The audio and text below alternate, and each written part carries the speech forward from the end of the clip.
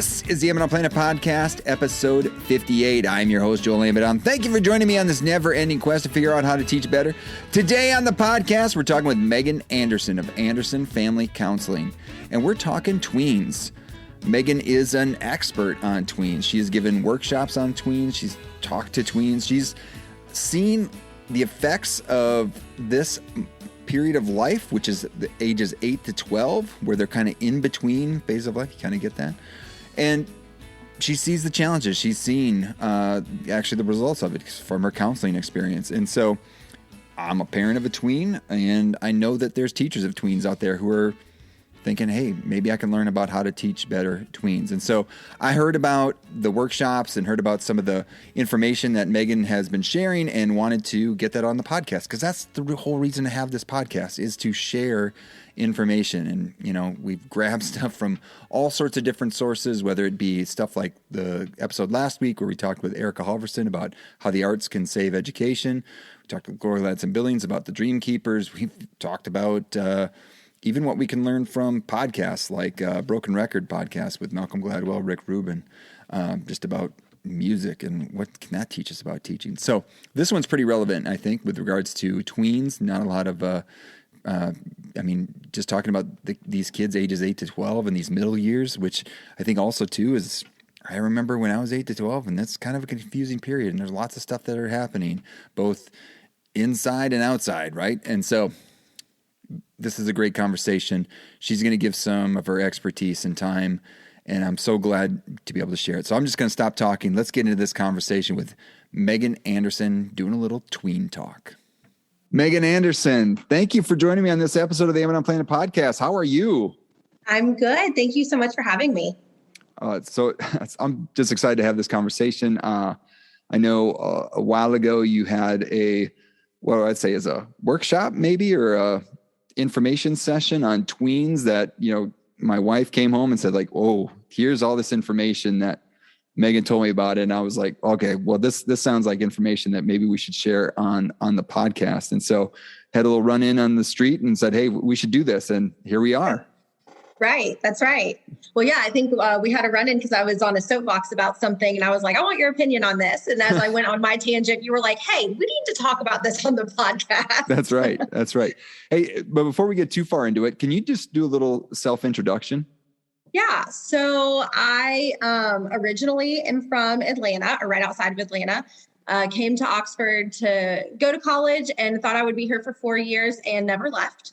And so, here I am now, all these years later. I'm a licensed professional counselor. I've been in private practice now for, I guess, about 12 years.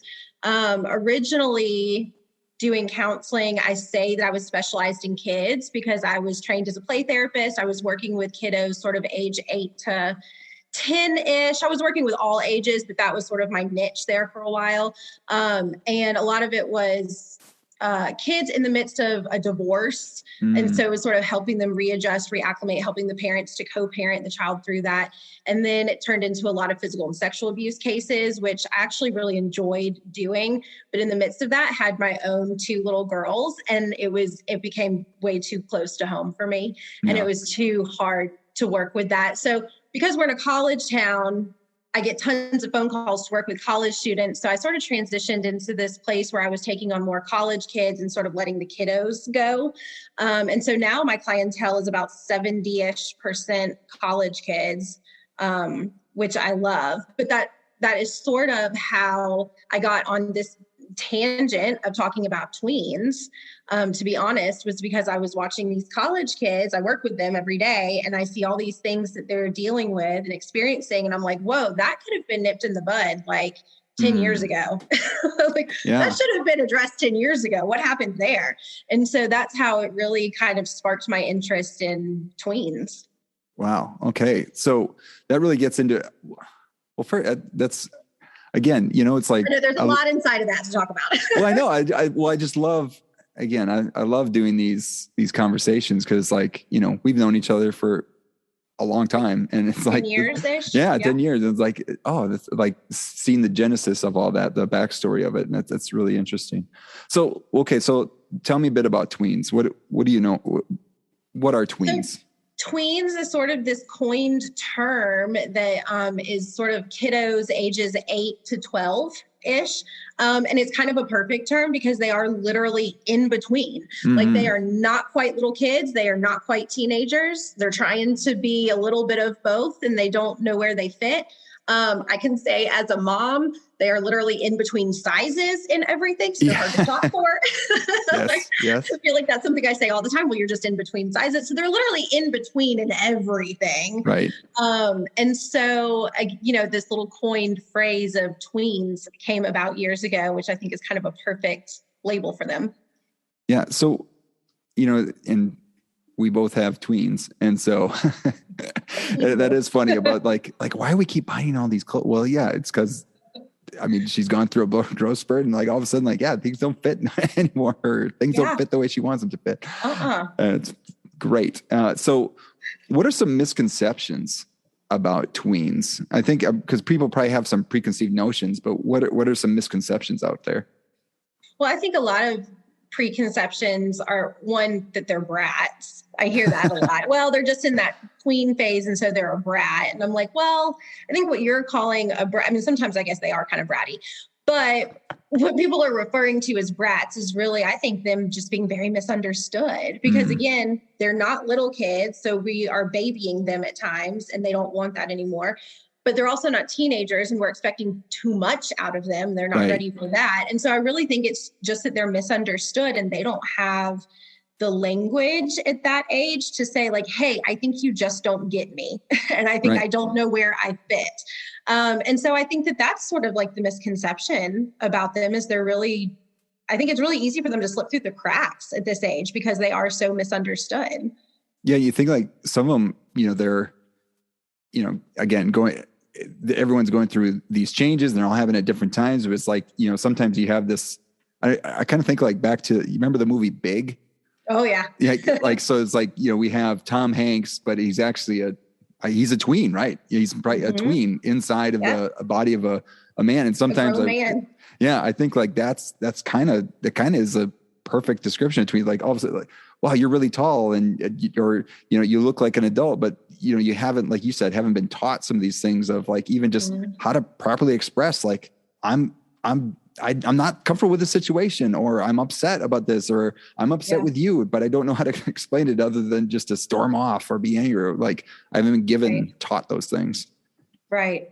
Yeah. I think it's really tough for them because I do think that they feel like nobody quite understands them except for their friends. This is really an age where they're starting to like really adapt into their little friend groups. You and I have been able to watch that with the girls. They've got this great friend group that's super supportive. They seem to really understand each other and seem to be able to talk to each other. But that's also a tricky place too, because one, what kind of advice are they giving one another? Where's that coming from? Which can be concerning. And then you've got kids that haven't found that yet and that are not quite plugged in. And if they don't have that and they already are feeling misunderstood at home, misunderstood maybe at school, they're now feeling misunderstood with their peers, like they're really struggling. And that's where I think they can slip through the cracks really easily. All right. So, so thinking about that, going further into that, well, so what are some of the big challenges that you see that tweens are taking on? Not let alone a pandemic, but all the other stuff that's going on. Right. I think my biggest soapbox that I have about this age is that I feel like we just put too much pressure on them, and not just academically, although I definitely have a whole tangent I can go on about that. But I think just too much pressure in general. And I think the two biggies that I see are academics and then sports and activities. And I think we are so quick. I kind of feel like as adults, we're too quick to make our kids try to see the forest instead of the trees, if that makes any sense. So we're preaching at them about the big picture. Your grades need to be good for college. Well, college is still 5 years away for some of them. You know what I mean? So it's like, why are we preaching to them about that when that's really not anything that's immediate? We're talking to them already with sports about, being good enough for a college scholarship or being good enough to make the high school team when they're only 6 years old. And I think that's too much pressure. Well, somebody told me, it's been a few years ago now, but I remember somebody said to me, when your kid hits about 6 or 7, they need to have already chosen their sport, because if they haven't chosen their sport by then, like all opportunities are going to be gone. They're going to be too far behind. And I thought that was absolutely insane. But I see it. Like I don't agree with it, but I see it playing out. And they were kind of right in a really messed up way. And so again, like we're putting this pressure on these kids instead of teaching them to just have fun and like learn how to be on a team and learn sportsmanship. Like we're not teaching them everyday basics of things. Instead, we're making them function inside of this big picture that they're just not ready for. It's too much for them. Right. Yeah. When there's a whole, you think about that 6-year-old or 7-year, you're talking about that specialization, like there's so much growing going on after that, in all sorts of areas. And it's just too much. I think they're just not ready for it. I also think we probably have a little bit of a unique situation where we live because we're in a college town. And so I wonder, how much that plays a role here, maybe a little bit more than maybe what it does in other towns. Because we do have these kids that are hyper aware of the sports teams and they go to all the sports games on campus and they're hyper aware of like what college is and, what being a college student looks like. They have babysitters and coaches and people in their life that are college students. And so they watch that. And so I think, their eyes are open to it in a really positive way. But I also think it can be a hindrance because the whole town focuses around the university. So we shove a lot of that down the kids' throats. And again, it's too much for them. You think so we're talking about challenges. Like one of the challenges is like, they're not allowed maybe to be kids. Like, that seems like a big thing. Like they're forced to grow up so fast. Absolutely. Too fast. And I think, I think media has a lot to do with that, but I also think as parents, we, do it to them. I think again, living in a college town, like they're just more accelerated because they're watching these older kids. And so they're modeling, the things that those older kids are doing. But I think that was kind of one of the wonderful things during the beginning of quarantine when we all had to just be still and like play only in our backyards instead of going to our activities. I mean, I realized I had never really sat down and done sidewalk chalk with my kids, like a few times here and there when they were itty bitty, but like that was the stuff that I was doing at, 9 and 11, which is what the ages my girls were at that time. It's like, they don't do that anymore because they're in this such fast paced grown up world all the time. They aren't just kids. Right. Yeah. Any other challenges you're seeing for them? I think one of the challenges from a mental health perspective, I think it's wonderful that our world is talking a lot more about mental health. I think that's great. I'm so glad. I have some irritation in my voice, I think, when I say that, because I think there's still a lot of education that needs to be had. And so people are preaching mental health, but not actually educating on mental health, if that makes sense. Yeah. And I think that that's one of the problems that we're having with our kiddos is that we're preaching to them that they need to, breathe more and, find a balance, but we're not teaching them how to do those things. And so I think we're doing them such a disservice to expect them to know how to do those things on their own when it's not really being modeled for them. And so again, that's where things start to fall apart because they don't have the language to explain to us where the disconnect is coming from and why they're having a hard time understanding how to do those things.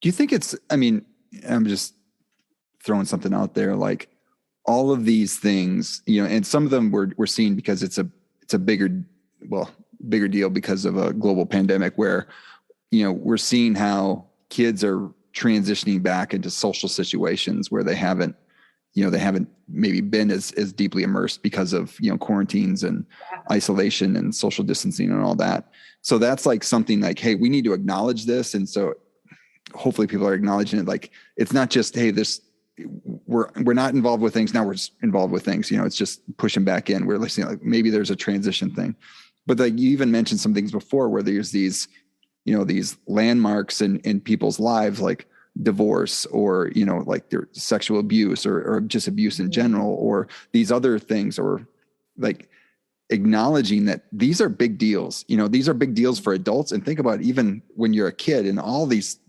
that's one thing in the range of all these things like hormones and growth and changing and all that stuff. Like, is it just we need to do better of acknowledging that these things are not only that there's a care side that needs to be taken care of. And having a professional involved with that situation is something probably to be had. I don't know if absolutely. there's a question there. Not just a professional involved for the kiddo, but a professional involved for the parents to help the parent learn how to parent through those things and what to do and what not to do. I mean, I always say there's no perfect way, I think, to handle situations, but there's a lot of wrong ways. Right. And so just to have that guidance of how to do that. And I don't think we have enough of that. And it's frustrating for me to watch it play out with the kiddos in my life that I, am around all the time. I can see where these things are happening. And I also can't take it on as my job to be that person that steps in all the time, although sometimes I do. But I also recognize I can't take on that role unless I'm asked to. And so that's really hard for me to feel like I'm sitting on my hands. But yeah, you're exactly right. There's just a lot that they really just need some guidance through, and they're not getting it from anywhere. Yeah. I mean, I've mentioned that before on a previous episode, but just, I lost my dad, but I was in my 20s, but I'm 20 doing the math. Yeah, I think so. Yeah. I was in my late 20s, and, it's coming up on an anniversary. I think it's be 14 years. And, that was, and I think for a while I was saying, yeah, that was tough. And I was sad, but there was stuff that wasn't processed through. And I think about I had a pretty good handle on who I was, and, was not a tween. Right. And and I know that 10 years I was dealing with stuff, and it took a while, and then finally talked to somebody. And it's now I'm a big fan of taking care of yourself, some self-care, and talking with professionals, but and just thinking about I think it's magnified. There's a magnification factor when you're talking about tweens dealing with similar stuff going on. Yeah.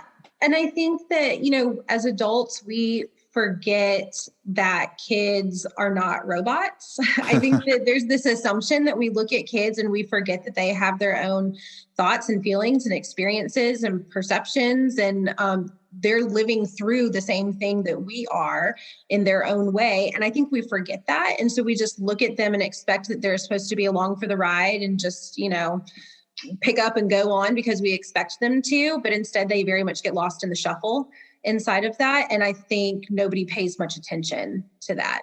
Right. Yeah. Yeah. You keep it, they're so resilient. I'm well, yeah, but yeah, they are, but they're not. But they're not. Yeah, exactly. Yeah. They're resilient when somebody's sort of nudging them along to be, but there's really a lot of long-term damage, which is where, I see a lot of this stuff with my college kids that I work with, where I'm had somebody had a conversation with you 10 years ago about what your anxiety was looking like, if somebody had acknowledged that you had anxiety, if somebody had picked up on the fact that you were self-harming, or that, you had these ups and downs, mood swings, and that was going to potentially turn into, a diagnosis of something like bipolar. If somebody had paid attention to those things and talked to you about them, maybe we wouldn't be in the boat that we're in right now. And so I think it's I feel like this tween age is really the foundation of what life is going to look like for you in early adulthood, and nobody's making that connection.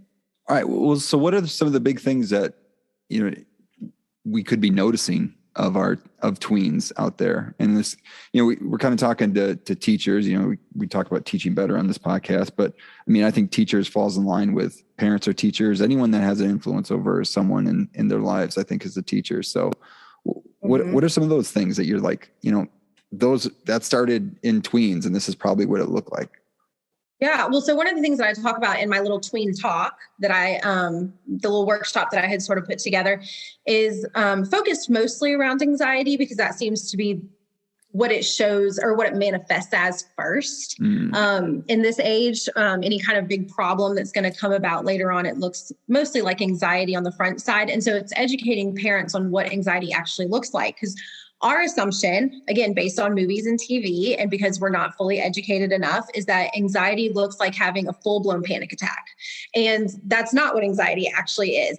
It can be, but there are all these little teeny tiny signs of anxiety that we need to be picking up on and paying attention to. And one little sign might not mean anything, but if you kind of know what you're looking for and you start to see a group of signs, Yes. it starts to give you a picture collectively that maybe there's something going on with your kid, if that makes sense. So yeah, I mean, I think any kind of, and this is where it's really hard at this age too. And again, you and I can very much commiserate that, hormones play a big role. And so it's hard to, Amen. we both have two girls that are about to be 13. So there's a lot of hormones happening at our house. And so, it's hard to distinguish what is normal age and hormonal behavior versus what is a problem. Right. And so it's learning how to sift through a lot of that. But any major changes, changes in sleep patterns, changes in eating patterns, changes in their social group, or even pulling away from social groups altogether, changes in the way they are treating us in the sense that they might be more irritable. And I say that because my 13-year-old is irritable all the time because that is just what it means to be 13. Yeah. And so there are times where I have to say, are you just being 13 or did something happen today? Right. Yeah.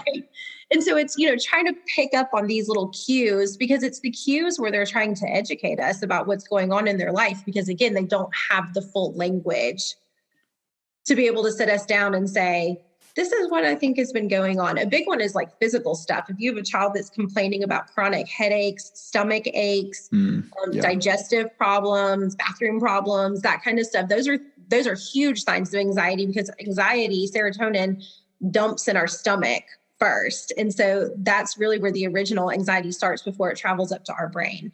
And so any of those gastro issues are a big red flag as well. Yeah. Example, you're thinking about the, differentiating, seeing my daughter a little upset this morning. And it just happened that she was upset because I am crushing her in fantasy football and her team is not doing so hot. And so she's competitive. So that's right. That's right. And my team's called The Last Dance and I've got half the Packers on it. And so we're just rolling, we're rolling. And so it was that, okay. So, being able to, so I guess some advice you have, right, is having those conversations probably it's not just I'm not going to have a conversation. I'm just going to notice these things versus like you said, having a conversation, seeing what's the source of things and having that open relationship, right. That people can, you can talk about those things. I don't know. Is that what, I guess, is that what you'd say is something that's helpful? Yeah, because I think we're quick. Even in a really simple and silly example, like fantasy football, I think it's really quick for you to potentially roll your eyes at her and be like, oh my God, get over it. You're just mad because I'm winning. And then now you're disregarding her feelings. And to some degree, you should do that because it is silly and superficial, right? But maybe it's also an indicator that she is very competitive, that she doesn't like to be wrong or she doesn't like to lose or, whatever it is. And so to have the conversation with her, what's actually happening here? Where is this actually coming from? And so now there's a lesson in losing gracefully and sportsmanship. And, there's a lot of important life lessons that can fall into something as silly as fantasy football. Yeah. Thank you. That's great. That's good. What other advice would you give to, again, teachers of tweens? Again, this is including teachers, parents, coaches, youth group leaders, et cetera. One, I think, for us all to slow down, just in general, life in general, right? But I think just to slow down when it comes to our kiddos and when they are having an emotional reaction, when they are worked up about something, instead of being quick to dismiss and disregard, to allow ourselves to stop and have the conversation instead of telling them to get over it. We got to go on to the next activity. We'll deal with that later. They need some validation, they need to be seen. They need to be heard. And I think as parents and just the world in general, we live at such a fast pace all the time that we forget the simple things to just stop and have the conversation. So I think that's a big one. But inside of that, creating an emotional safe space for them to be able to have the conversation, a safe space where they feel like they can talk to you, or helping them recognize who they can talk to. They're kids walking into teenage years. They're not going to talk to their parents about everything. I think we have to be very realistic about that. We didn't talk to our parents about everything, but to help them identify other grownups that they feel like they can talk to and say, it's okay. You have my permission to not talk to me about everything, but you got to talk to somebody. So who, let's name 3 or 4 people that you would feel comfortable going to. Yeah. We talked with Pat Ward, another counselor in a previous episode, and we just talked about this book, well, in the previous episode of that, about this book called The Culture Code, and having these frequent productive collisions with adult. And so like, if, knowing that, having those conversations, having the ability to go have conversations with people that are invested in the life of my child. So if that's a youth group, if that's a coach, like there's things where I think making sure that there's quality people in my child's life, in my tween's life that I know, but also knowing that, hey, try to make as great of an environment as possible for them to come talk to me or whoever the parents are in the situation as well. Yeah, I think that's really important. And I think I'm curious to kind of know your opinion on this, because I feel like there's less of that happening with teachers now. I remember growing up, I had teachers that I felt like I could go sneak in during their lunch hour or their free period and talk to them about something personal if I needed to. And they had this open door policy. And I find that there's a little bit less of that now. And I wonder if part of that is, kind of like fear-based, like a liability. It feels like a liability to be, too open or too friendly with the students, that it might raise an eyebrow, or you might be stepping on parents' toes and the school would frown upon that. I don't know if you have any insight on that, but I do see a shift there. I don't know. I've seen lots of teachers and coaches that have had, great relationships with kids, but I do know, when I was going through my teacher prep program, a while ago, there was lots of talk about, never meeting alone with anyone, having open door policy, if you're in with the door is open, or, having it in common spaces. So I think maybe it is about educating about, what relationships are important between teachers and students. And like, that's also to help you be a better teacher. And so it is like, maybe I'm in the commons there where, students can approach me to ask questions about problems and math problems or whatever. But then also it's like, hey, I just noticed you've been down. Like, what's just noticing it, and like anything going on, so they can be that, maybe that connector to, talking to a counselor or talking to somebody else, or just, just be an ear to like, yeah, I think things are a little rough around the house, and just, just maybe even be someone to listen to. Yeah. So maybe it is about educating teachers about how best to handle those situations. And maybe we could be doing a better job of that from our end in the teacher prep programs. Yeah, I agree with that, because I think that, our kiddos spend more hours with their teachers during the week than they do with us, more waking hours anyway. And I think the teachers get to see them in such a unique capacity. So many kids, like the teachers will see the kids and really how much pressure they're feeling about academics, where we might not see them working themselves up into a panic attack during the test. The teacher sees that, right? Or they see the struggles and friendships and things like that. And so, but I think, the teachers are asked to do so much already from an academic standpoint, and all the paperwork that goes into that and all the things that they have to be sort of like checking boxes on, that I think they probably are so burned out and exhausted that it's hard to be an emotional support system for the students also. Right. But I think it's an important reminder. But yeah, but I'm sure you and I could both start listing off some teachers that provided a lot of support for us, like beyond just the subject content, right? Yeah. Yeah. And those are the teachers that I think really were able to be nurturers and encouraging, especially about academics, not putting pressure on them about academics, saying, yeah, this wasn't your best grade, but let's figure out a way that you can do better next time, because I know you have it in you, instead of just being like, yeah, these were terrible grades, y'all all bombed this test, and then leaving them feeling bad about themselves, right? They took that extra step to say, let's figure this out and problem solve for next time. How can we study different next time? How can I help you? Yeah. Well, I think too, there's something, I guess here's something, that some people are pushing back on, I've heard the whole idea about social emotional learning, right? Yeah. And so I think that's right in the wheelhouse of what we're kind of talking about here today. Mm-hmm. And like the fact that more people can be educated on that to provide some access. Yes, that is putting more on teacher, but you know what? If we're getting in a healthy spot with that perspective, how much better is the classroom when teaching some the linear patterns is probably better when everyone's in a better space from a social emotional basis, Yeah. Yeah. Just throwing that out there. No, I totally agree with that. And I love that there's been some shift. I think there's a lot of curriculum that's taught to the teachers, but maybe not enough education behind it. Again, about the mental health stuff and the cues, the warning signs to be looking for so that the teachers can learn where to lean in or maybe where to pull back, just so they can meet their students' needs even better, instead of checking the box of the curriculum. Meghan, where can folks learn more about how to best support tweens in their growth and development? Well, that's a good question. I think I should be probably really good at recommending books, and I'm not good at that because I just never take the time to sit down and read the books. But I am a big proponent of podcasts, and I do think that there are a lot of really great podcasts out there where you can get quick, easy tidbits that you don't have to sit and read through an entire chapter to get to. I think that if you want just a little bit of brushing up on parenting skills or a little bit of insight into, what's going on with your kiddo, sit down with a therapist. It doesn't mean that you have to go to therapy every single week, but just a handful of appointments just to get a little bit of insight, clarification, reinforcement is super helpful. I love doing that kind of stuff with parents, just to give them a little bit of insight and a new framework to work inside of can be super valuable. And it's much faster than sitting and reading a bunch of parenting books, and more effective. Yeah.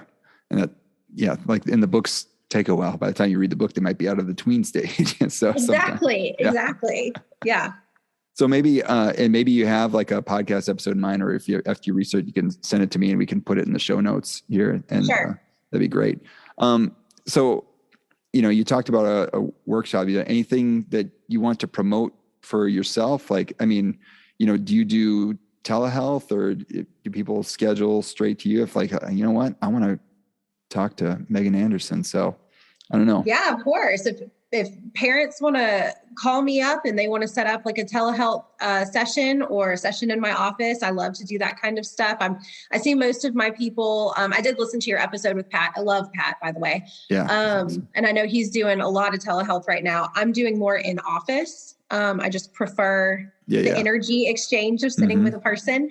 But I'm definitely down for some telehealth. I also think that, with the pandemic starting, I kind of got off of my little speaking tour of doing the Tween Talk workshops because all of that went to a screeching halt.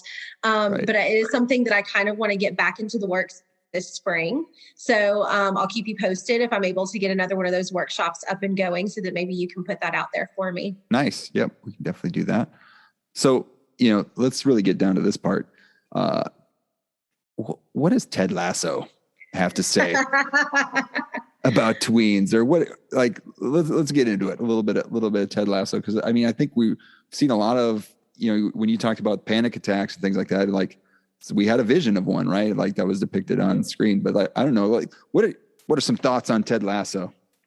I love Ted Lasso. I thought that show was going to be silly and goofy, and it is. Yes. But it has so much heart, and there's so much good, gritty stuff in there. I love that show. I was so pleasantly surprised by it. I think my biggest takeaway about Ted Lasso, what I love about him, is that he is really good about teaching a life lesson without giving a lecture. Mm-hmm. You know what I mean? I think as a coach, as anybody that's working with a team, I think it's easy for you to, stand there and point your finger in authority and try to shove a lesson down their throat. But he's really good at giving the life lesson without the lecture and guiding them to come up with their own solution or their own idea on their own. Yeah, absolutely. And I just did a big driving trip. And so I was listening to a podcast from Brene Brown with Jason Sudeikis, and I'm forgetting it, the co-writer, Coach Beard. And they were talking and there was a mindset from Amsterdam about, guilt and no guilt and shame, living in the moment. I'm going to not get it right. I'll put a link to the podcast in the show notes, but it was you think about where guilt and shame could enter in, the shame of not knowing anything about soccer, or, have a grudge against people. And you see that throughout, someone wronged, you forgive them, or someone's you might be trying to trap them. It's not going to be a big deal. He just plows through, and it's there's some real life lessons there. And you think about how much guilt and shame we hold on to, and there's some healthiness in just kind of letting it go, you know? Yeah, and that those things don't have to identify us. They're a part of us, and it's okay to acknowledge them and embrace them and try to do some work around them, but it also doesn't have to be what identifies us. And I think that Ted Lasso does such a great job of seeing the flaws in his players, but also the potential, how they can use those flaws to their favor. Yeah. You know what I mean? How to use them for good and not for evil, so to speak.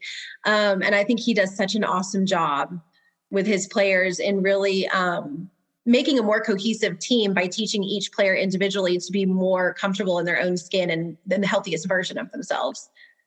Right. Yeah. And they have the Wooden's pyramid of success up in the corner. And like, when you look at Wooden's definition of success, it really, like, it's embraced by that show. It's like being the what you said, the best version of yourself, and like achieving what you can with what you've been given. And it's like, you really see that and come to life within the episode. But then also too, like learning from the mistake, like celebrating some of the struggle that happens, you know. You don't think like you wouldn't want anyone, they were relegated, and like you wouldn't want it any other way, right? Like they learned a lot through that process. Mm-hmm. So maybe that's something that we need, like, you know, tweens is a phase that's can't avoid it, and there's going to be some struggle, but to maybe help them embrace that experience. I don't know, what are some final thoughts you might have for everyone? Not my thoughts. Well, I mean, I think to, link it back to Ted Lasso a little bit too. I think that he really shows his players this unconditional love and support for them. Like, you can throw the temper tantrum and leave the team for a while, but there's always going to be an open door for you to come back. Like, we see that happen a couple of different times. And so I think for us to be able to approach our tweens the same way, where it's like, you don't have to be my favorite person today because I don't love this behavior, but I'm still going to love you through it. And I'm still going to be here. And the hard days don't mean that like the relationship is over, and I think that's really important, because I think kids at that age are still so concrete and all or nothing that they think that the big fight between us or the big misunderstanding means that it will never get any better. And so they tend to shut down. So for us to be able to help them understand, like, this is not all or nothing. It's a bad day. It's something we have to get through. It's something we got to navigate, but we're going to do it together. And I can't help you if you shut down. It's unconditional. I will still be here and love you through it. We just got to work through it together. Right. And that yeah, absolutely. I love that. I mean, there's that reassurance that these choices, these decisions, the things you said to me, like, not a big fan, but I'm here and I love you. Yeah. And whenever you're ready to come back, I'm here for you. Yeah. It's a hard job. This parenting thing is a lot of work. Yeah, that's absolutely true. Excellent. Well, thank you so much, Meghan. This was awesome. Awesome discussion. Awesome. And we'll put, again, links to anything that you have. We'll put it in the show notes, and then even connection if people want to connect with you through your practice, or, and then if we have some more Tween Talk workshops coming up in the future, we'll definitely promote that through our channels here. So thank you so much. Thank you so much for having me. It was fun to sit and talk with you. All right, there it is. There's my conversation with Meghan. Again, kind of wish I would have been quiet more and listened more and asked more questions. But again, learning how to do this a little bit better every single time, hopefully. But again, Meghan has an awesome website. Go check it out. Go to AndersonFamilyCounseling.org. Again, there's going to be a link in the show notes at AmazonPlanet.com/episode 58. So if you go to AmazonPlanet.com, you can go there, or you can go straight to our website. Again, AndersonFamilyCounseling.org to find all your Meghan Anderson information. We'll have some other things in the show notes as well. I mentioned some other podcasts and other links that you will link to again in the show notes. That's why they're there. And if we find Meghan's going to do any workshops or anything surrounding Tween Talk, possibly in the future, we'll try to update here, or we'll try to just update through social media channels, which means if you're looking for information or ways to support the podcast, you can subscribe, rate, and review. So if we do have updates on things that Meghan's offered, maybe we have Meghan come back and talk about some of these other things that she's had experience with through her practice. Go ahead and subscribe so that next episode is always waiting for you wherever you get your podcasts. You can also rate and review the podcast. Again, that allows it to be a little bit more visible. And what I'm going to say too is if you find an episode helpful, share it. Okay, so maybe it was the last episode about how the arts can save education with Erica Halverson. That was a I'm sharing that one personally. And then thinking about the this episode, if you have somebody that's about to enter this tween phase, like, hey, pay attention to some of this stuff here from Meghan Anderson, or go to her website or whatever. So again, I think Meghan made a good point in that podcasts are a nice way, like a low bar way to share something, rather than, hey, here's a book, go read it, versus, hey, here on your next walk, listen to this podcast.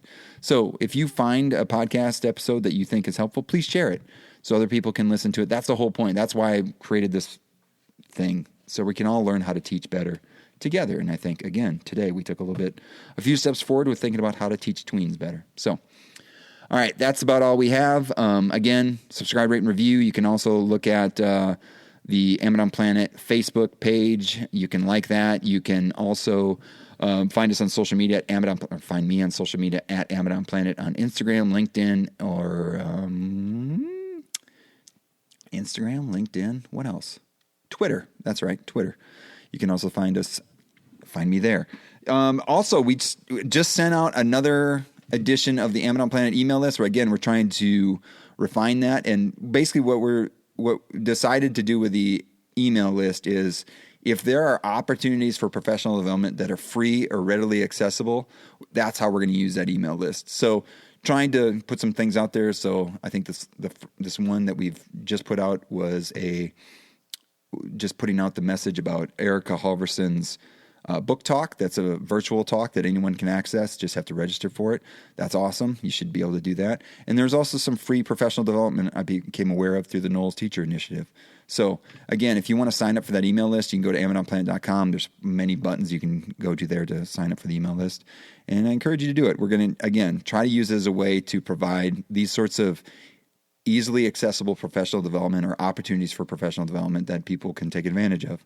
And I think that's the best use of that email list for right now. So go ahead and sign up for that. And if you're looking for some swag or for some books, you can go to the footer of AmidonPlanet.com. There's links to the Amidon Planet Bookshop or the Amidon Planet store. You can find some of those Be the Good shirts or sweatshirts. If you've seen those on social media, you can access those there. Or you can, if you buy a book through the Amidon Planet Bookshop, any proceeds, one, those support independent bookstores, and two, any of the proceeds from those sales support the production costs of the podcast. Same thing for the swag. So thank you at all, everyone, for listening. Thank you to Meghan Anderson for sharing her expertise and time with us. And also thank you to Matt Mifflin for sharing his musical talents. I love listening to Matt's music before and after the show. And finally, thank you to all of you out there who are seeking to teach better and be the good in the world by investing in the lives of others. This world is a better place because you have decided to use the gifts you have been given to serve others. Thank you for all that you do. Peace.